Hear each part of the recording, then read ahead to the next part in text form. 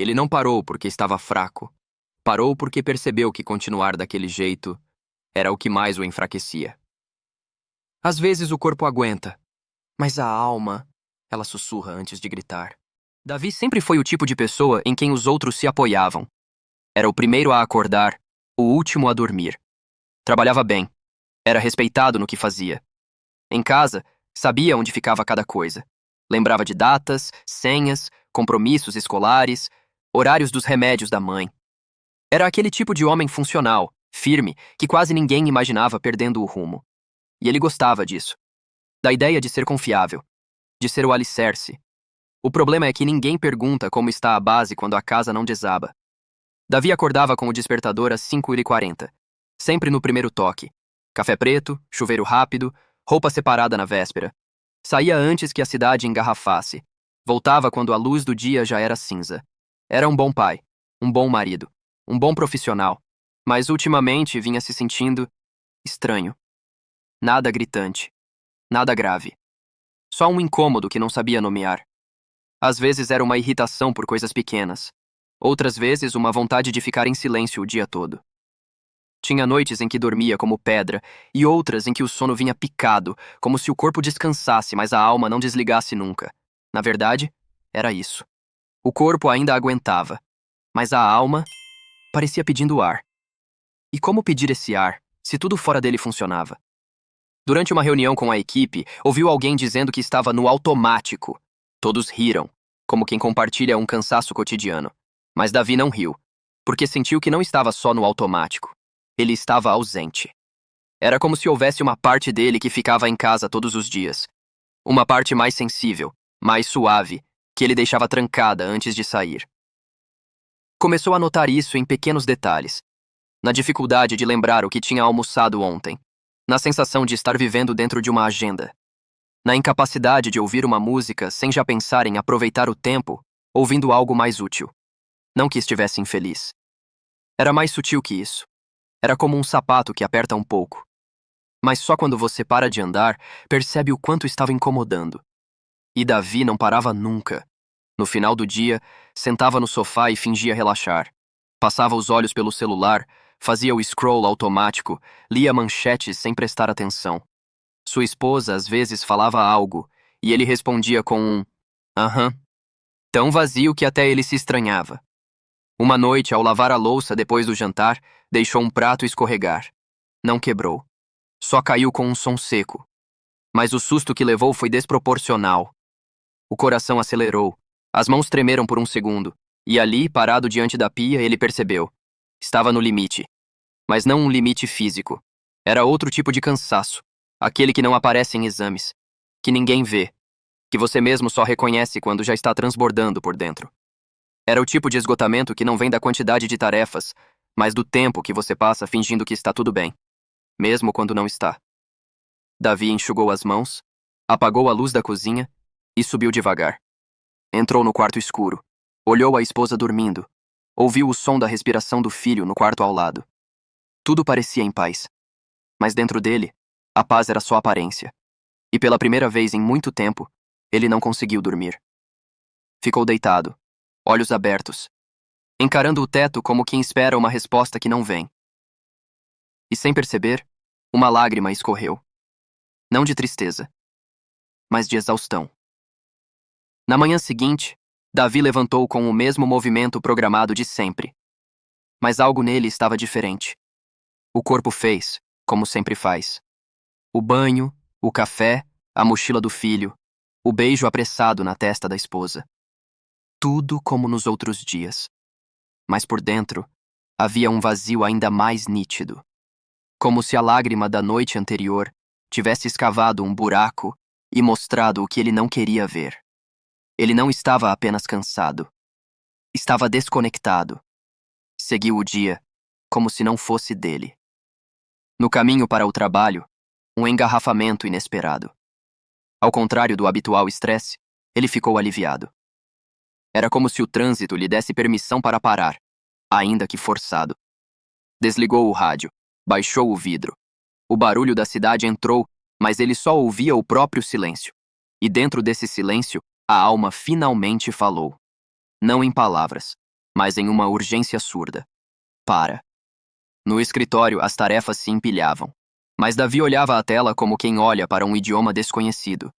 As letras não faziam sentido. A planilha parecia um emaranhado de distrações. E pela primeira vez, ele não tentou forçar. Simplesmente se levantou. Saiu da empresa. Andou pela rua sem destino. Entrou numa cafeteria que nunca havia notado. Pediu um café, sentou na última mesa e deixou o celular no bolso. Desligado. Ficou olhando pela janela, observando a vida passar. As pessoas indo, vindo, tropeçando, rindo. E ele ali, como um observador do mundo. Pela primeira vez em muito tempo, não era parte da pressa. Era só alguém. Presente. Minutos depois, uma senhora se sentou perto. Tinha os cabelos brancos presos num coque mal feito e segurava um pequeno caderno nas mãos. Ela notou o olhar vazio de Davi e sorriu com ternura. Está tudo bem, moço? Ele hesitou. Sorriu de volta, mas dessa vez, sem máscaras. Acho que não, mas acho que é a primeira vez que admito isso. Ela balançou a cabeça como quem entende mais do que diz. Às vezes, o corpo continua por fora, mas a alma já sentou no chão, esperando que a gente perceba. Davi riu, surpreso com a precisão da frase. Ela voltou a escrever em seu caderno. Não disse mais nada, nem ele. Mas aquele pequeno encontro, sem contexto, sem necessidade de aprofundamento, foi como um espelho inesperado. Ele terminou o café, agradeceu com um gesto e saiu. Caminhou até um parque próximo. Sentou num banco à sombra. Não pensou em nada útil. Não resolveu nada. Não revisou pendências. Só ficou ali. Um pai brincava com a filha na grama. Um cachorro corria atrás de uma bolinha. Uma senhora fazia crochê em silêncio. E Davi, pela primeira vez, não sentiu culpa por não estar produzindo. Não sentiu que precisava merecer aquele momento. Não se cobrou por parar. Na verdade, era o oposto. Estava começando a perceber que talvez o erro tenha sido sempre continuar, mesmo quando já não havia mais estrada. O mundo sempre lhe ensinou a suportar, a resistir, a seguir. Mas ninguém lhe ensinou que descansar também é uma forma de continuar. E ali, naquele banco de praça, ele finalmente entendeu.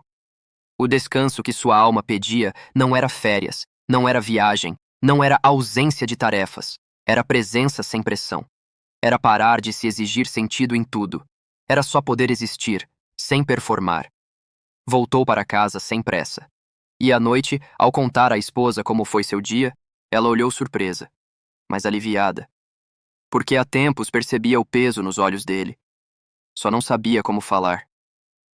Que bom que você parou um pouco, ela disse. Eu não parei. Eu finalmente ouvi. E essa pequena diferença foi tudo. Os dias seguintes não mudaram drasticamente. O despertador continuava tocando no mesmo horário. O trânsito ainda era o mesmo. As responsabilidades, todas no lugar. Mas algo em Davi havia se reordenado. Não por milagre, não por iluminação súbita, mas por consciência. Começou devagar. Ao invés de mergulhar direto nas notificações do celular ao acordar, ele passou a abrir a janela primeiro. Olhar o céu, sentir o ar. Não era poesia forçada. Era uma pausa de 30 segundos. Mas nesses 30 segundos, algo respirava. Começou a caminhar no horário do almoço, nem sempre, mas quando dava. Às vezes com fone, às vezes só com os próprios passos. Descobriu que podia andar sem destino e, ainda assim, voltar mais inteiro do que saiu. E uma noite, ao colocar o filho na cama, Pedro perguntou: Você vai trabalhar mais hoje? Davi balançou a cabeça com um sorriso calmo. Hoje não. Hoje o pai vai só descansar um pouco. Pedro sorriu. Que bom. Você fica mais leve quando descansa, sabia? A frase ficou com ele. Você fica mais leve quando descansa. Quantas vezes ele acreditou que só seria digno de descanso depois de terminar tudo? Depois que estivesse tudo sob controle? Depois que ninguém mais precisasse dele? Mas agora ele entendia. Esse depois era um lugar que nunca chega. E a alma, ela não espera. É sutil, mas ela avisa. Na irritação sem motivo. Na perda de memória em pequenos detalhes. Na impaciência com quem a gente ama. Na vontade de desaparecer sem motivo claro. E se não ouvimos, ela grita. às vezes com uma crise, às vezes com um colapso, às vezes com um silêncio tão profundo que é como estar vivo sem presença. Davi começou a praticar um novo tipo de força. A força de parar antes de quebrar. Ele ainda era o mesmo, pai, marido, profissional, mas já não tentava mais provar o tempo todo que dava conta. Aprendeu que dar conta de tudo é muitas vezes uma forma lenta de se perder. Em vez disso, passou a se perguntar: o que a minha alma precisa hoje? Nem sempre era possível atender, mas só de perguntar, algo se ajeitava por dentro. E aos poucos, foi percebendo uma coisa quase imperceptível. Quando ele se permitia descansar, o mundo não desabava. Ninguém o amava menos. Nada explodia. Na verdade, ele voltava melhor. Mais presente. Mais suave. Mais inteiro. E foi num domingo qualquer, lavando a varanda de casa, que percebeu uma cena simples. O sol batia no rosto de Pedro, que brincava com água, rindo de algo bobo. Davi parou com a mangueira na mão e apenas olhou. Ficou ali, parado, sentindo o momento. Nada grandioso, nenhuma epifania, apenas paz. E pela primeira vez em anos, ele entendeu. A vida não precisava ser intensa o tempo todo. Às vezes, só precisava caber dentro de um silêncio sem pressa, de um café tomado com calma, de uma resposta sincera a um "tá tudo bem?". Davi ainda carregava pesos. Ainda havia dias difíceis. Mas agora, ele sabia onde morar. Não era mais num corpo que aguenta. Era numa alma que finalmente tinha permissão para descansar.